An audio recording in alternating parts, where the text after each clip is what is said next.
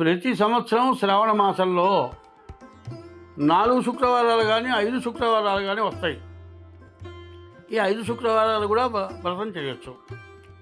కానీ ఈ 5 శుక్రవారాల్లో ప్రధానమైన శుక్రవారం శ్రావణ శుద్ధ పూర్ణిమకు ముందుగా వచ్చే శుక్రవారం. అది ప్రత్యేకం, అదే ముఖ్యం, అందరూ చేయాల్సింది. కానీ అది కుదరని పక్షంలో ఇంకో వారం చేసుకోవచ్చు. అయితే ఈ శ్రావణ మాసం ఆగస్టు నెలలో 9వ తారీఖు శుక్రవారము, 16వ తారీఖు శుక్రవారము, తర్వాత 23వ తారీఖు శుక్రవారము, తర్వాత 30వ తారీఖు శుక్రవారం. ఇవి 4 శుక్రవారాలు. ఈ 4 శుక్రవారాల్లో 16వ తారీఖు శుక్రవారం ప్రత్యేకించి వరలక్ష్మి వ్రతం చేయదగిన శుక్రవారం.